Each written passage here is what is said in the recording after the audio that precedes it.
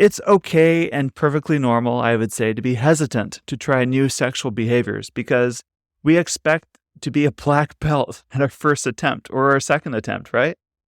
But the reality is it doesn't happen that way. So give yourself some grace here, and it's okay to be a novice. But remember, we get better at things by doing things, and you get better at it over time. Welcome to the Get Your Marriage On podcast. I'm your host, Dan Purcell, a Christian marriage and intimacy expert and coach. I'm on a mission to help couples have the best sex and most emotionally intimate marriages possible. Our episodes cover topics you've always wondered about and are packed with practical advice designed to help you take your marriage to the next level. Hello, everyone. Welcome to the Get Your Marriage On podcast. I'm so happy that you're here today. I hope you've had a wonderful Valentine's Day this week. Whether you celebrate it or not, I hope you and your spouse had a lot of time to draw closer together and take advantage of this beautiful season to grow closer together. And if you participated in our challenge through the Intimately Us app, thank you for being part of that. And a special congratulations to our winners. All of you who participated hopefully found this time as an excuse to grow closer together and create stronger relationships and to prioritize intimacy in your life. I'm excited to get into today's podcast episode. Today is a Q&A episode. I'm going to take up 5 questions that have come anonymously through my website. If you're interested in how to send me an anonymous question, you go to getyourmarriageon.com, click on resources, and then anonymous questions. And that sends me an email, and it's completely anonymous, and I will take it up, whether it's on a podcast or on my Instagram or through an email newsletter. I will address those things. I also want to give you a heads up that I'm coming out with a brand new program all about building intimacy in your marriage, and it's going to launch the end of March. So be sure to stay tuned and follow along on the email newsletter if you get the email newsletter every Friday, with announcements about that coming up at the end of March. You don't want to miss it. A big thank you for taking the time to leave a review on Apple Podcasts. This is what one person reviewed recently. She says, Dan, thank you for stepping out of your comfort zone.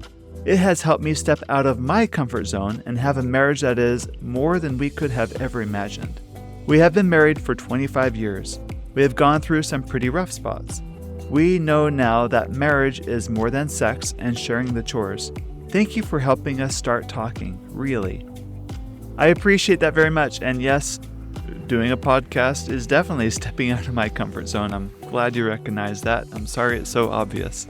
Anyway, if you will take the time to leave a review on Apple Podcasts yourself, and I read your podcast in a future episode, you can email support@getyourmarriageon.com, and I will mail you a special gift as a way of saying thank you for taking the time to leave a review.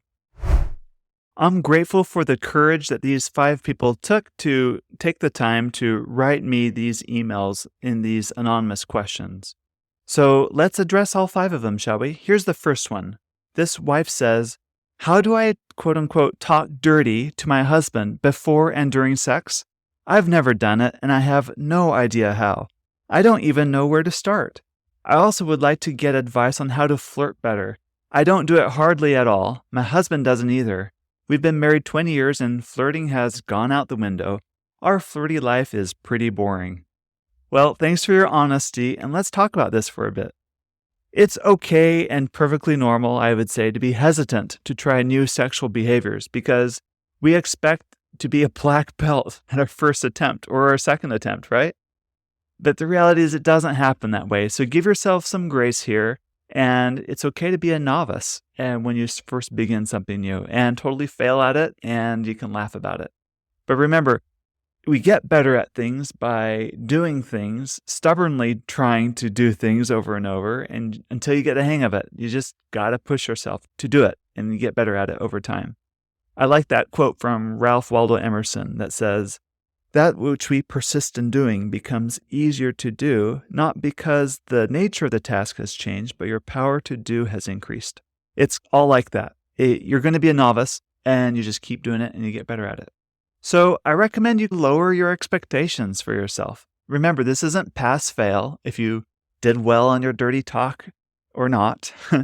It's about really learning how to arouse with your words and your mind, as well as your body during sex. It's just adding another dimension, adding more flavor to the way you interact intimately.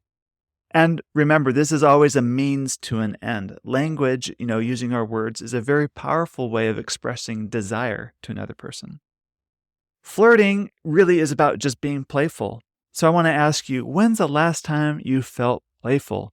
Was it on a vacation? Was it after a movie? Was it after a time you felt really relaxed? Because I think there's a strong correlation between flirting and feeling relaxed. And one thing you might need to ask yourself, is there any lifestyle changes you need to make in order for you to make more room in your life for some just genuine relaxation? Flirting can also look a lot like teasing. For example, you could say to him, "It's a shame that it's so late tonight. If it wasn't so late, I would be totally up to doing you tonight. I guess you'll just have to do me instead." And you say it with a wink. Get it? But it's got to be playful. And like what to say, like the exact words, isn't as important as it's the spirit behind it. Maybe it's just a way of kidding around and saying things with a wink. Whatever it is that kind of works for both of you. Or maybe having code words that mean something, speaking in code. That's something my wife and I do often, and it's a lot of fun, especially in a public setting. We can totally have a conversation about something that no one else knows what we're talking about. Not to exclude others, but, we look at each other knowingly as we talk in innuendo. Now, here are some practical tips that you can probably try for dirty talking or flirting. One is ask your husband what he'd like to hear you say.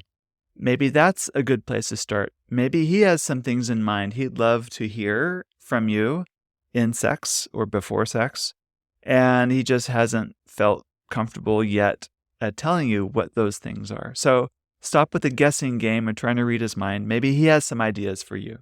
Or for you yourself to really think about what you would like to say. Maybe there are some things in your mind. Maybe there's something in your mind, and you just need to just get comfortable knowing what it is without filter. Another tip is we have a detailed 40-page guide on our website designed for hesitant sexy talkers. This guide is called From Awkward to Arousing, and you'll find it on the Resources and Guides for Better Sex section of our website. Another tip you can do is just to write things down. Sometimes writing it out is a lot less scary than verbalizing it at first. And you can put those things in a text message at first, or use the Just Between Us app, for example, to send that flirty text. Now, if you still want more ideas than this, we have a deep dive on how to talk dirty. It's episode number 91, and it's titled How to Talk Dirty Without Feeling Dirty or Awkward. And that might be a great reference for you on where to start with this. Here's the second question. This person says, "Thank you for your podcast. It has truly been a blessing. My wife has taken anti-anxiety medication for years and has caused issues in our marriage bed. She has vaginal and clitoral numbness that keeps her from being able to orgasm, which is extremely frustrating for both of us. She gets limited pleasure, and I feel totally inadequate. Any help would be greatly appreciated. Thanks, and God bless." I appreciate this question. There are medications that do interfere with your body's physiological sexual response. And it makes sense that an anti-anxiety medication will interfere with your sexual response because if you think about it, the anti-anxiety medicine's job is to calm your body down when it gets excited. And as sexual arousal increases, generally your heart rate increases and so does your respiratory rate. So a drug that you take that suppresses that will affect your ability to feel fully sexually aroused. It'll feel like numbness. You could ask your doctor for ideas on if there's alternative medications to try or different things that have been found to help people sexually while on this medicine. You can also just focus on passion and desire for each other and just really cherishing each other as you go through this journey together. And this might be a good opportunity for both of you to step in more fully into the relationship. I wish I had a more detailed answer for you on how to overcome, like with a magic wand, vaginal and clitoral numbness while you're on your anti-anxiety medication. But I don't. It's really more about, now, can you make sex mean something more than just orgasms? Can you make it mean something about really stepping in to cherish another person to desire another person in the face of all this? Maybe that might be a better way to go in this context. The next question, it comes from this husband. He says, I'm trying to be better at self-soothing, but what helps me the most is talking it through with my wife. Sometimes she and I don't see things eye to eye on something, often something involving intimacy or raising kids. We talk it out to the point that she's doing fine, but sometimes I'm still feeling very emotionally charged about it. I'm working on recognizing and managing my emotions, but still struggle with letting things go. What helps me the most is talking with my wife about it, but I want to learn to self-soothe and not bring it up again. I want to manage my emotions better on my own so that she feels safer expressing her needs and desires, so she isn't burdened needing to rehash out something that, in her mind, is over and done with. I'm not comfortable talking to others, so what do I do? Thank you for this question, and I'm going to do my best to answer this without a lot of context about specifically what it is you're talking about. So I'm going to make a lot of assumptions here. I'm assuming you're not quite settled in your conversations because whatever it is hasn't resolved. You talk about it, but you still don't agree eye to eye on whatever it is that you talked about. In relationships, this is often called gridlock. Gridlock is when you can't just agree to disagree, or each of you do your own thing. An example of a gridlock issue in marriage around sex could be you can't have sex and not have sex at the same time. So you're going to be in gridlock. You can either have one or the other, but not both. And I want to normalize gridlock for a moment. Every marriage has 2 to 3, maybe 10 gridlock issues. And the presence of a gridlock issue doesn't mean that you're not compatible with each other or that you don't love each other. They're just going to be present. And how you deal with that gridlock issue, you can let that gridlock issue be a wedge that drives you and your spouse apart, or you can make it be the impetus for each of you to step in a little more honestly into the marriage and grow up around it. In your question, you mentioned that you feel best when you can talk to your wife through whatever the issue is, and you see that talking to her is a great way of soothing yourself. And I don't see a problem with that on face value here. It's great that you want to talk to your wife about it, unless it's your goal to talk to her about it at length until she changes her mind. And then after she's changed her mind, you're more settled with it. Do you see that? You're using her to calm down so that you can calm down. And if that's your go-to of self-soothing, it's not really self-soothing. It's borrowing her ability to yield to you, to your wants, so that you finally are at peace with it. But it's going to be a false peace, because if she's just yielding to what it is that you want or desire, or talk until she finally sees it your way and she caves, it's not going to be a real victory. It's a hollow victory for yourself. And if you're going to talk to your wife until she takes your side on it, I just want to mention this is being manipulative. The best tool I've personally found for self-soothing is practicing embodiment and mindfulness. And I don't mean to sound woo-woo about this, but hear me out just for a second. Sometimes for me, taking a break from the situation, going for a walk, practicing deep breathing, calling a friend, journaling, getting some sunshine, playing with my kids, engaging in a hobby, these are all helpful things that help me kind of cool down, step away from the situation, and I can come back refreshed with a new set of eyes to tackle the problem. And it works great. Self-soothing, to me, is about settling yourself down so that you can work through it and talk about it without getting so triggered or irrational about things. I also think talking to others you trust helps. And you say you're not comfortable with it. My guess is it feels really exposing talking about this aspect of your life, and that just feels really scary. So part of learning and growing is being willing to be uncomfortable, if it means you'll grow stronger, better, and wiser because of it. It's like lifting weights. Honestly, it's not fun to lift weights, especially when you're on your, 20th rep and you're just really tired. But that's where the growth happens. So stepping into things that you're uncomfortable doing is the way to grow. And just a reminder, you don't solve gridlock issues in a relationship by yielding or pressuring or withdrawing. You solve them by growing up around it. You don't solve them by trying to fix the other person. You solve them by trying to fix yourself or see more clearly or hold on to yourself better in it. And I just have one last tip. In your disagreements with your wife, swallow your pride and humbly look to your wife to see where she is right and focus on that.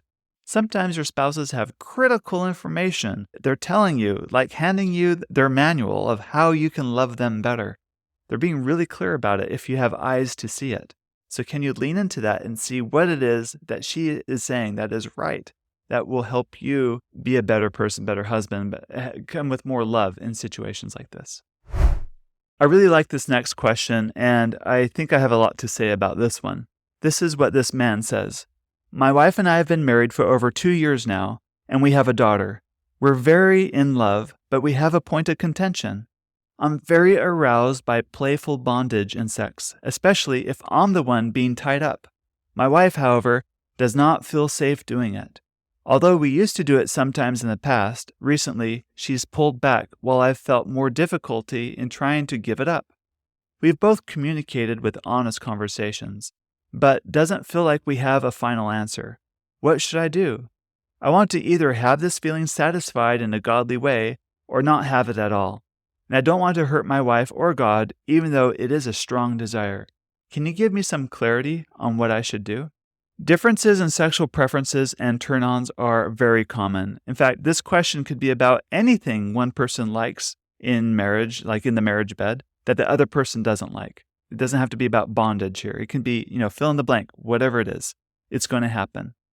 And I don't have a quick answer that I just think listening to a podcast is going to solve things overnight for you. You've mentioned that you have had honest conversations with your wife about it, but don't have a final answer.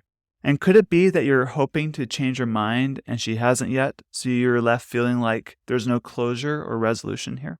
Like I said, having differences in sexual desires and preferences is bound to happen in any marriage. So how does one deal with those differences? How do you deal with it when you like to be tied up and have some playful bondage and your wife doesn't so much? How are you going to navigate that? Well, let me share some insights from my own marriage that has helped me deal with my own sexual desire differences with my wife. First is, can you decide if your preferences for sex, your style that you like, is actually really good or not? Because if they are true desires, meaning they're good, you see the good in it, you see how it leads to intimacy and closeness, and it's something that excites you sexually. When you can see the goodness behind it, you don't need to apologize for wanting something good for your relationship. Now, if there are things that you're asking for that are really manipulative, put the other person in danger, something that you're wanting to do without their consent, then I wouldn't consider those good desires. So can you resolve that first within yourself that, no, this really is a good, pure desire that I have, something I would find fun and exciting, and it's good to have. Now, assuming it's a good and true desire, we need to move on to the next step, and that is to stop trying to fix her or solve her.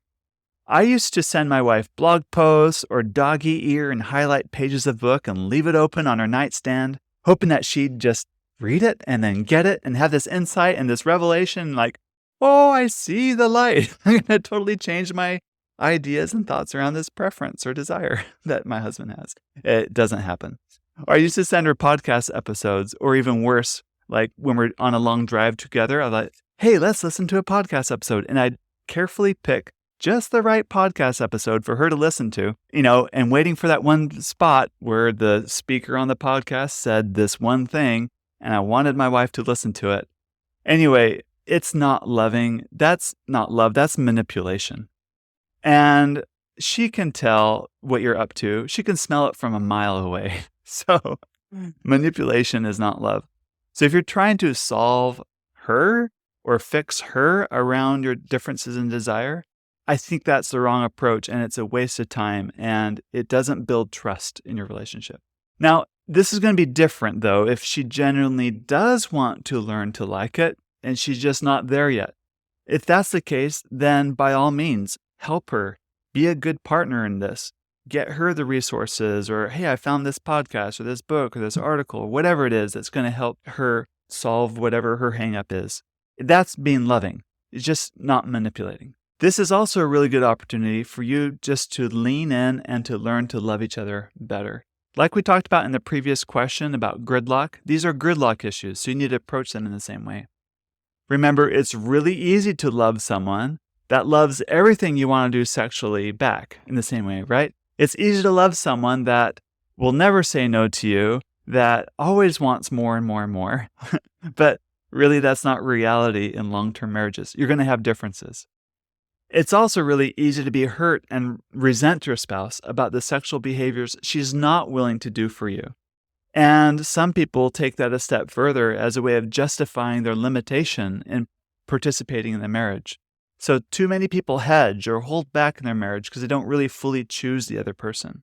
The hard thing to do is to decide to fully choose your spouse even if she doesn't validate all of your sexual desires all the time. Now that takes real courage and real love.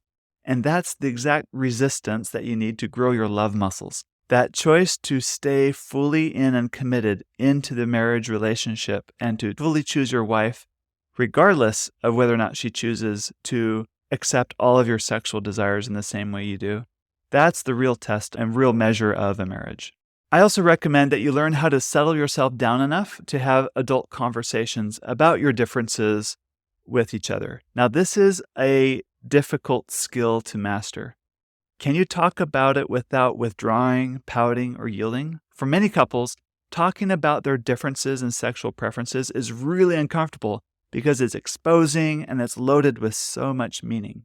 If that's the case, you can set the timer for, 10 minutes, and you take turns. One day, one person is the speaker, wait 24 hours, and the other day it's the next person's turn to be the speaker.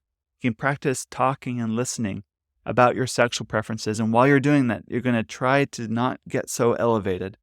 Can you have adult conversations about this? Another thing you can try in this situation is to talk about, what's the minimum version she's willing to do?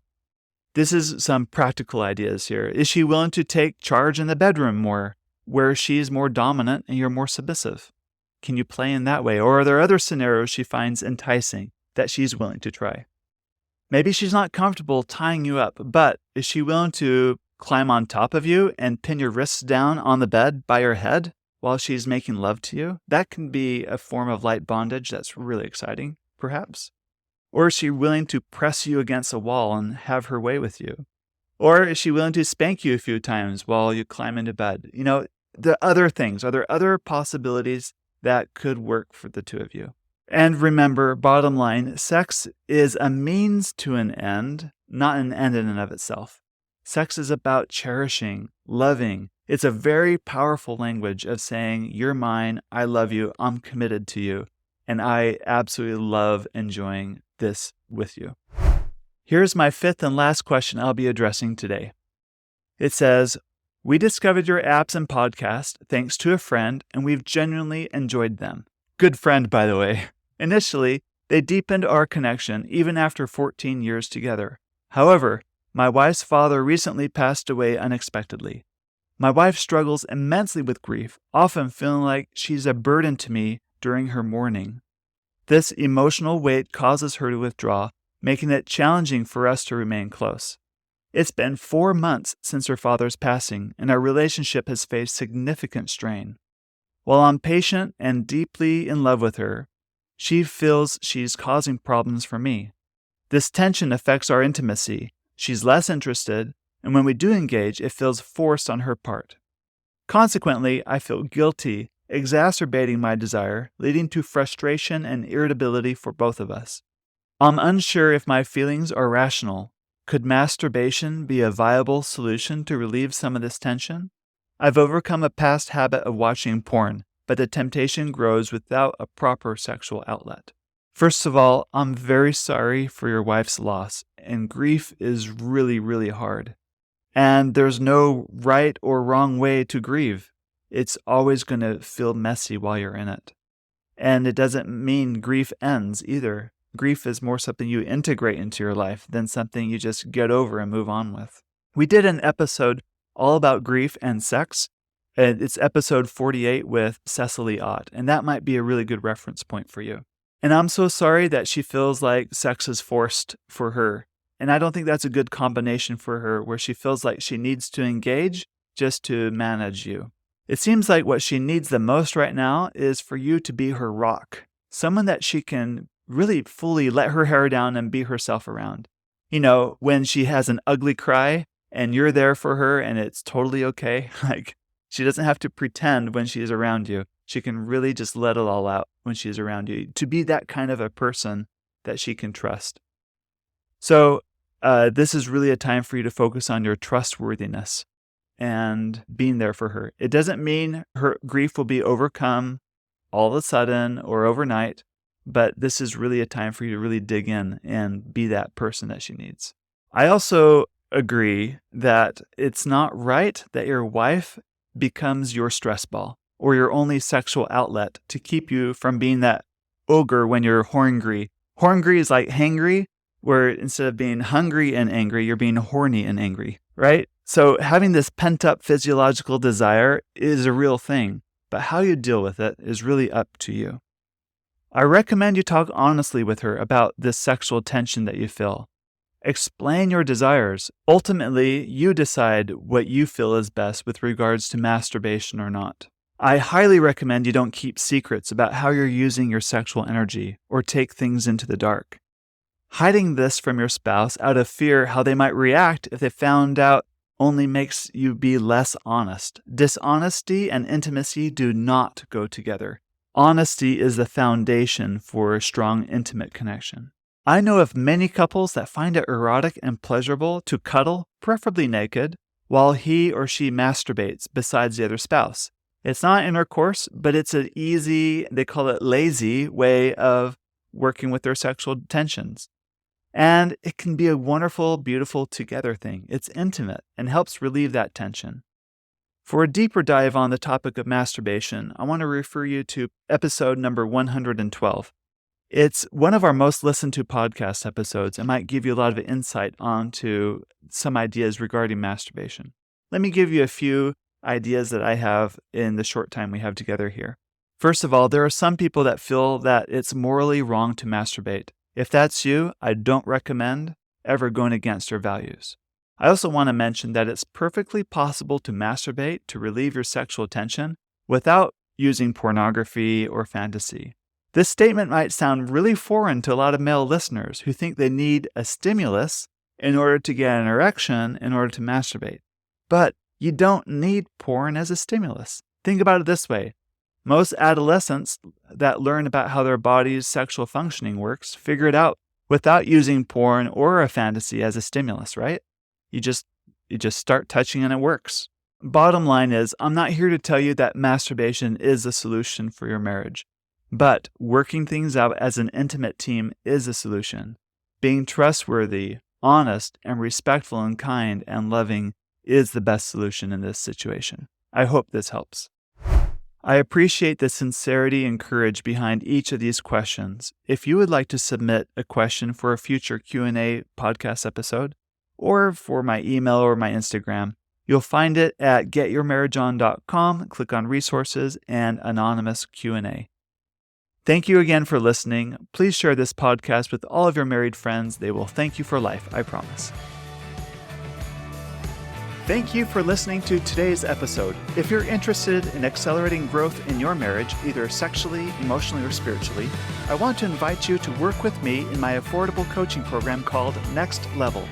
More information about Next Level and my fun and sexy apps for couples are available at getyourmarriageon.com. Please also don't forget to subscribe to this podcast so you don't miss a single episode. And be sure to tell your married friends. I promise, they will thank you for life. Now go get your marriage on.